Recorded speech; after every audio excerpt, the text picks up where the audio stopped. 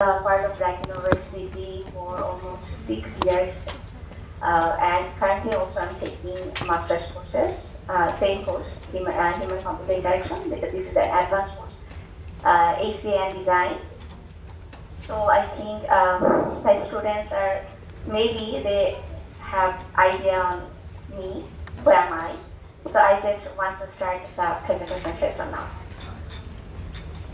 So these are the table of contents I planned to cover for today's discussion.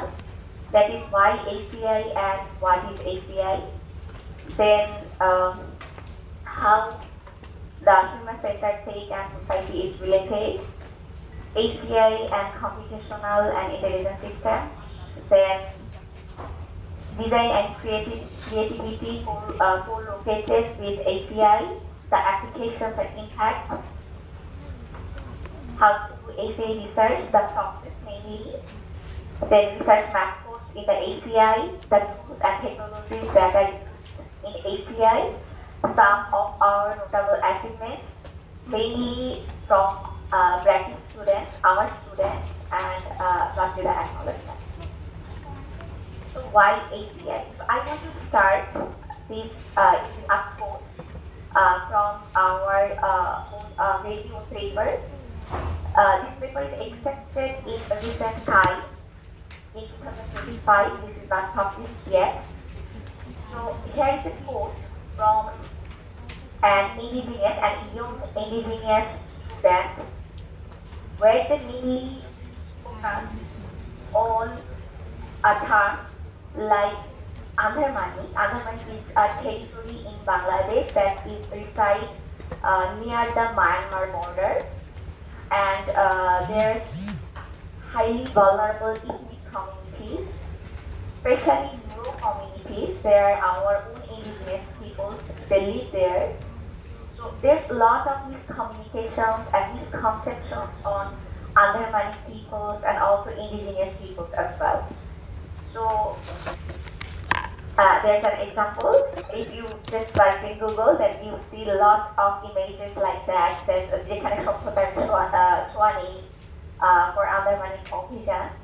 So now the question is, for doing research for specific communities like culturally sensitive communities or religiously aware or religiously sensitive communities.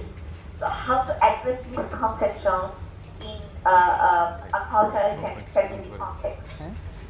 Or the questions can be how to address, design, and solve culturally sensitive or religiously sensitive problems. And there's many more connecting dots are there, because if we need to consider specific communities, there are several communities like Hijra communities.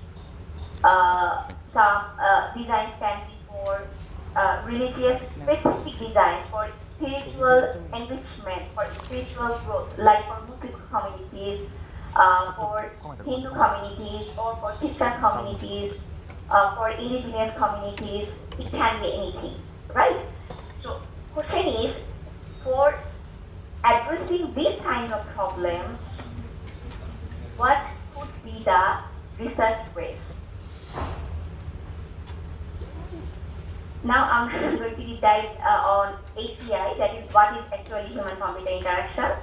So human-computer interaction means, or human-computer interaction studies is how people interact with technology. It mainly aims to make technology usable, efficient, and enjoyable.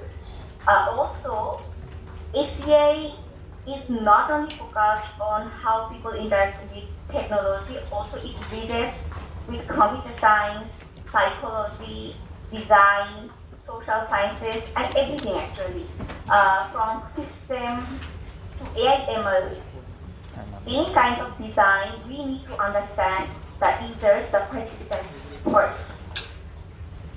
There's a prominent example of ACIs everywhere, because in this example, there's a figure, the paper is published in CHI 2024. So this paper is investigating the touch screen to improve tablet-based enrichment for parents actually. So in this work, The participants were parrot, 20 parrots, how they engaged in a target hunting task where they interacted with targets of varying sizes and locations. So the data was collected by the custom applications to investigate pet parrot tactile interactions with touch screens, to evaluate the applicability of Fitts law. This is a renowned law of touch screen, and then derive guidelines for bird-centered applications for enrichment. So this is not only related to human-centered applications, for animal-centered applications, for your environment or surrounding-centered applications, they are highly linked to ACI as well. Because good designs improves the usability, accessibility, and engagement. However, poor design leads to frustration, errors, and inefficiency, and all everywhere. That is from smartphones to AI assistants, healthcare, gaming, and many more. Some of examples that are published in top venues. This problem, three figures, figure 1, 2, and 3. These figures are mainly focused on identifying password reuse problem, right? So we already know that if we use a password in a system, then sometimes after they ask us to please change your password, and sometimes, at least me, try to use the same password, but this is not accepted, you know? So we can do it in many ways, from the databases or from the systems where the password is stored beforehand. However, ACI always try to think in a different way. So in this work, the paper is published in CHI. The author's target was to identify the password reuse from gaze and keystroke dynamics. So they can identify the eye movement. They analyze the eye movement, the keystroke data while a user creates a password. And then they try to identify that the password is used before or not. So these are another interesting example of ACI problem.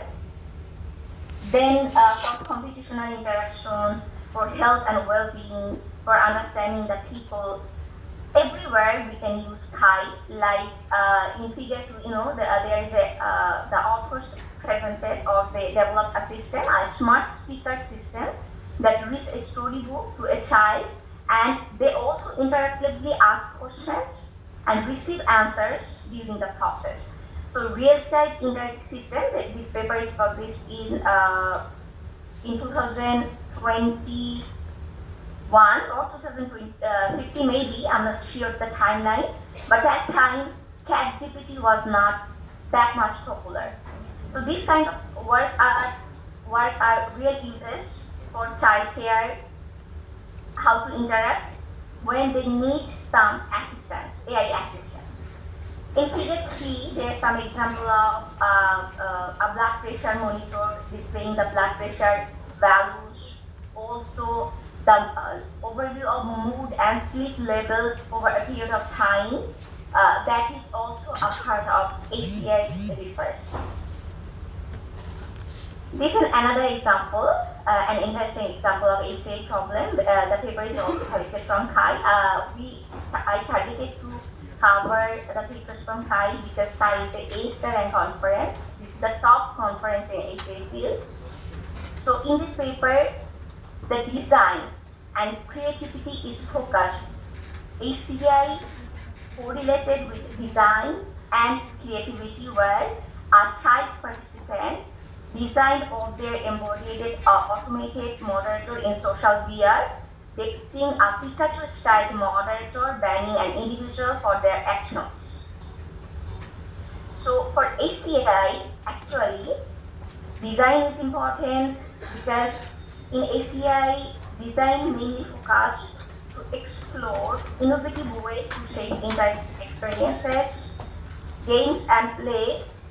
That means studying the player experience, gamification, and playful interactions, and for schools, family, lifelong learning, technology that are highly linked to ACI. This is an example of knowledge keeping. Actually, this paper is published on indigenous culture preservation, seeking, preserving, and retailing indigenous knowledge through self-organized online communities. So there may be some indigenous communities, they live on urban areas, some on cities, and there are high chance that their cultures vanishes over time.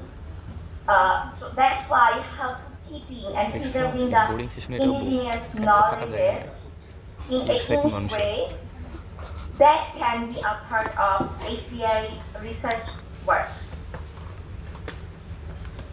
Now, what are the process of how to do ACI research actually? ACI research are somehow different rather than traditional research than like AI/ML or system level researches, because for doing ACI research, identifying a problem and understanding the users, their perceptions, that takes most of the times. So identifying a problem means what issue are users facing, and for understanding users, there are several ways like conducting surveys, interviews, observations, contextual inquiries, focus group discussions, and many more ethnographics. This takes a hands-on amount of time. Sometimes some ACA problems takes almost 1 to 2 years just to identify the problems and to understand users, understand the patterns of the users. Maybe the sample size will be very low for taking just 10 interviews or 20 or 30 interviews, that's enough, and very challenging task for doing ACA research. So the sample size will not be comparable with like for AI/ML data sizes. There we need around 1,000 type of data or sample sizes, because we need to apply machine learning models there. That's why. So these two are not comparable. These two are two different domains. Okay. So whenever I was in defense panel, continuously my students are facing problems that interview sample size is very low. It's just 20 sample size or 30 sample size, but you know what? Building trust, communicate with the participants' collections, taking their interviews, then transcribing them. This is huge task for ACA problems. And after this, collecting the data, we need to analyze the data. There are several ways to analyze that. I will go over that. Then design a solution, that means creating a prototype or interactive systems. And after then, the systems will evaluate and iterate. This will not gonna be done in a single iteration. This can take several times, months or years. So in research methods in ACI, actually there are mainly two types of methods, either qualitative research or quantitative research, and if anyone wants, they can do the mixed method research, that both of qualitative research and quantitative research. So for qualitative methods, it mainly covers the observations, interviews, and ethnographic studies. The outcomes will be some themes collected, some quotes from the user perceptions, and if we want to prefer to provide some design guidelines, then what could be the design guidelines from authors' own perceptions and from also the user perspective. And for quantitative methods, we can do surveys, A/B testing, eye tracking, logging data. There can be many more methods. Actually, it's possible to just give a lecture on interviews, on surveys, on ethnographic studies, because these are several independent sections. and for mixed methods, combining the qualitative and quantitative for deeper insights. Okay. So what kind of tools and technologies used in ACI? For prototyping in ACI, we can use Figma, Adobe, or Sketch. For user testing, there's Usability Hub, Ruby Eye Tracker. For A/B testing and heuristic evaluations, there are global optimized, Hotjar, Nations, heuristics. These are the keywords. So you need to pick up by your own using the nature of your problem. What problem you are targeting, based on that, you need to focus what kind of testing you need to do in your research work. And for survey tools, we know there are SurveyMonkey, Google Forms, Microsoft Forms. For data analysis part, there's Python, R, thematic analysis tools, NVivo tools, etc. So if you want to explore more about ACI, the best thing, or best way to coping up and knowing the recent trend about research. And you can search for top venues in ACI, like if you targeted for qualitative or quantitative problems on human-centric problems, then CHI is the top choice, CHI conference. Then for collaborative works, CSCW. For information, communication, and development, ICTD is one of the top venue. For sustainable societies, Compass is another top venue. For usability, security, SOAPS is another venue. This is another A-star ranks conference. There's minimum conference like ACM Fact or DIS for interaction and usability designs. So I will suggest, if anyone wants to work on ACI research work, you should start exploring recent papers on these conferences venues. Now, actually, what is our research motivation for doing ACI work? I am from Bangladesh and I grew up in an environment with limited resources. That's why I aim to create, develop, and implement sustainable systems tailored for societies that facing resource constraints. And that's why I, among my students, my beloved students, established a research group and a lab named Computing for Sustainability and Social Research Group, where we work on diverse fields such as computer science, biology, public health, and behavioral sciences.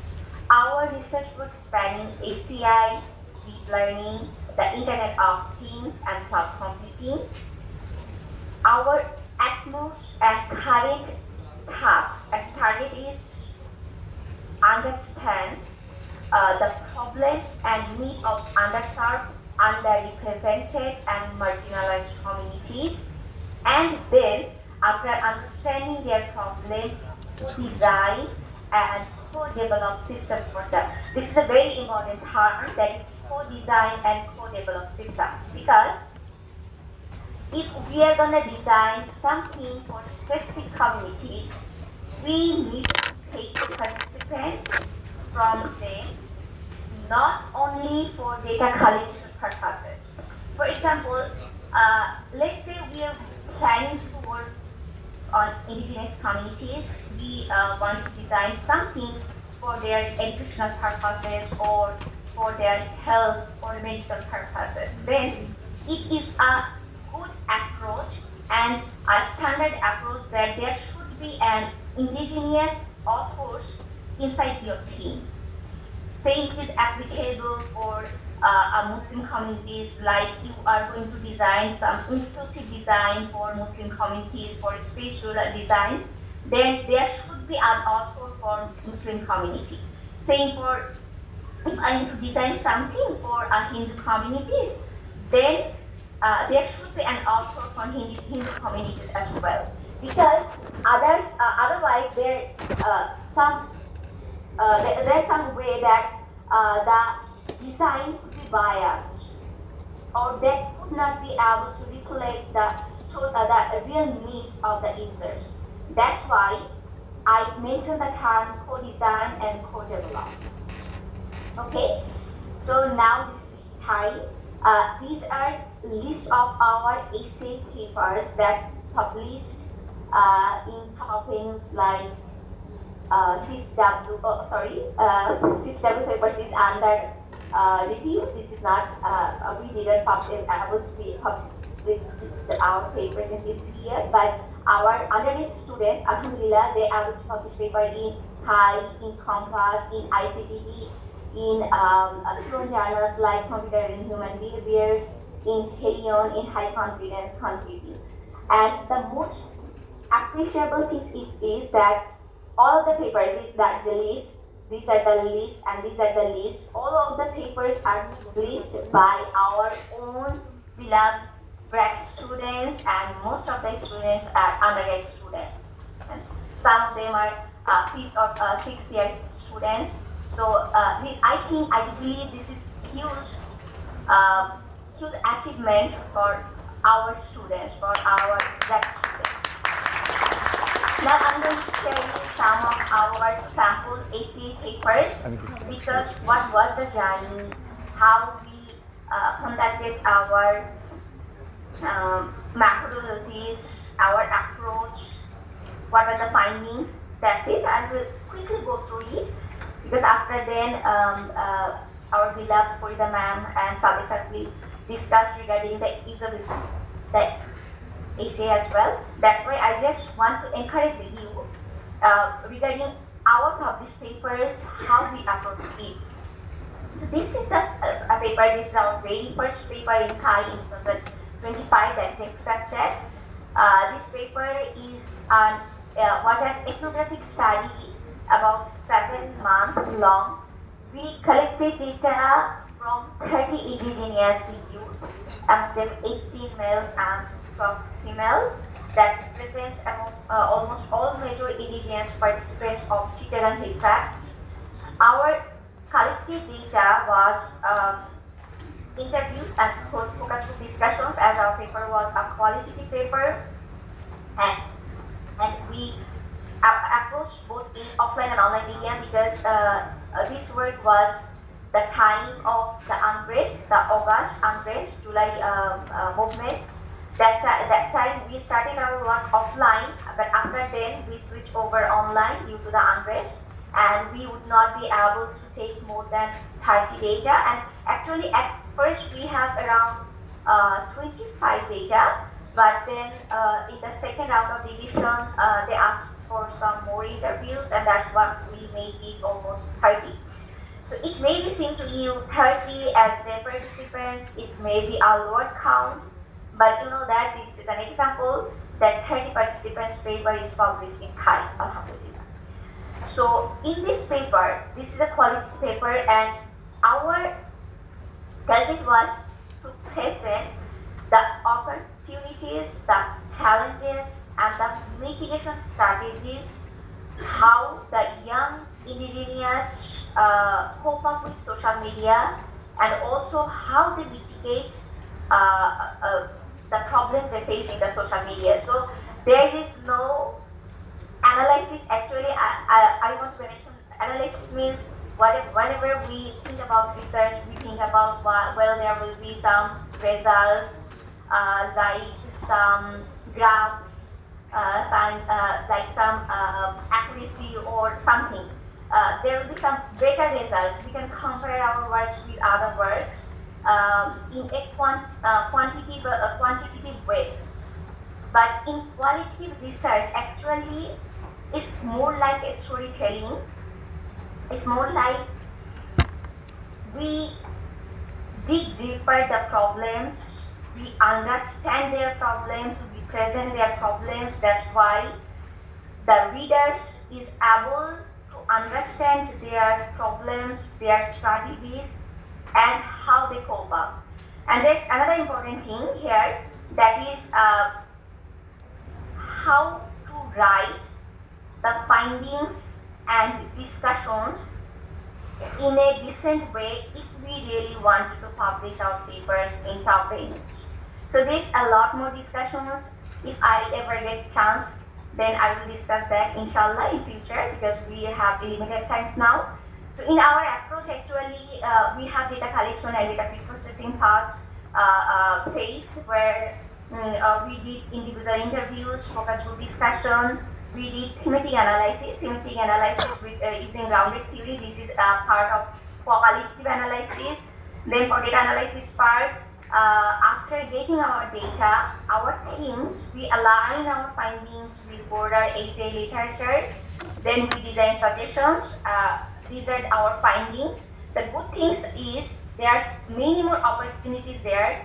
That is, digital platforms help preserve culture, language, and traditions, and also social media enables community activism and awareness buildings. And there's also the challenge parts that like there are regularly online harassments, ethnic stereotyping, fake news that lead to real world discriminations, also censorship and privacy violations as well. And in regarding the impacts and the discussions, so our impacts from our paper is that the misinformation spreads offline violence and discriminations. Indigenous users develop their own unique coping strategies like social cipherings. Whenever needed, they talk in the social media using their native languages as a protective shield. As a design suggestions, we suggest some stronger privacy controls, some aftercare support, some cultural awareness tools. There's another research work that's different domain. This is health domain. We are working on cancer care. That is a patient-centric solution for navigating oncology, communication, and mental health. Because cancer has impact both on mental health and physical health that can lead denial, anger, depression, anxiety, fear, and in physical cases that can fatigue, pain, severe side effects. So for addressing these kind of problems, we need to understand the cancer patients very carefully, very deeply, and also we need to have data, the understanding levels of oncologists from the cancer caregivers as well, because to develop user-friendly cancer care systems, we need some both verbal and non-verbal data, because sometimes some patients are not happy to express everything, maybe the cancer patients have proof of grief or the patient feels depression inside, but he or she is not prepared to say that. Then there should be some non-verbal ways. From that, we can identify that the patients have some several depression levels related to his or her cancer, or maybe some other effects as well. So for that, our target is to introduce some non-verbal method like sketches, like EEG signals, or some other non-verbal tools. How can we leverage these tools to propose a better cancer care system? Also, to develop a seamless communication system between oncologists, the cancer patients, and the caregivers to provide reliable guidance during emergencies. Another research work that can be for identifying cognitive disorders like for depression, for ADHD, through nonverbal communication mediums. These are same thing. Like we plan to leverage freehand sketches, interactive video games, or other creative mediums to assess the cognitive and emotional states. So how can these non-verbal mediums can be actually have an impact, collaborative impact for other words for proposing a system that can able to screen cognitive disorders. So our goal is to provide an accessible, engaging, and effective screening process rather than only focusing on the verbal methods. So another work can be on agriculture field, that is on livestock field. For our team members, they are working on livestock health monitoring and disease detections, where our target is to propose a system which can be able to detect the common diseases of like 3 common diseases. We already collected data from livestock farmers. What are the common invasive diseases that are prevalent in our livestock cattle? So how can we be able to propose a very light and static system that can be able to detect diseases using in a through a like a 4 GB RAM. So majority of the time, our cattle farmers, they are using very low quality smartphones. They are not using very high quality smartphones that can be able to detect anything from cloud, and majority of the times that we have found that livestock farmers, they are not using internet.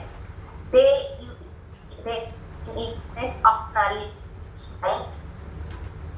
That's why we need something that can be able to detect diseases static way. So how can we be able to do that? So for that we need AI/ML, the proposal of then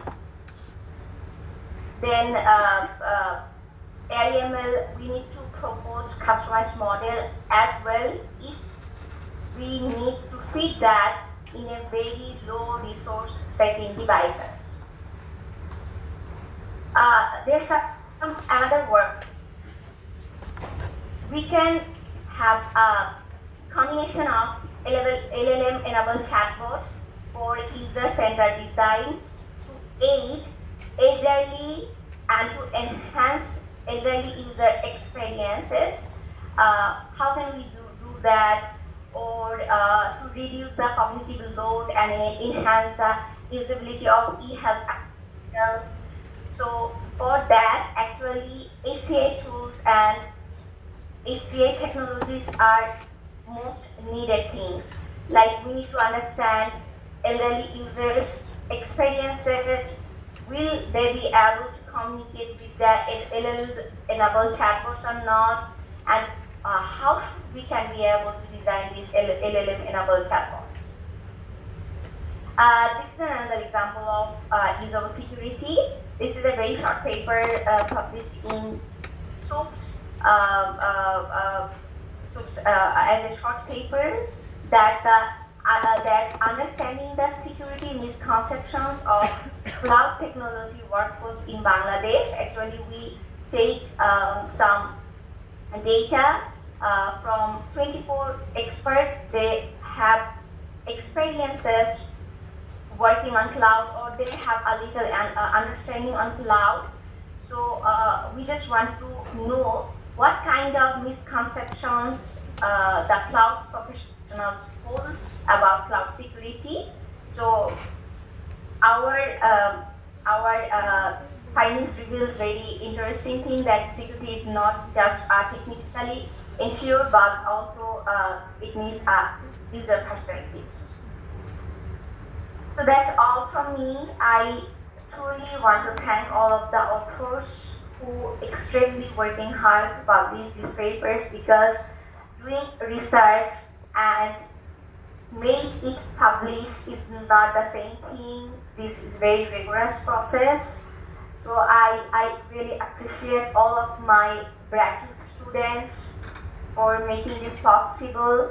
They're working, they are still working on ACA problems. We are working on identifying problems for our society. How can we do betterment for our society, specifically the users who need special cares. So thank you all. If you have any questions, then you can ask me. That's all from me.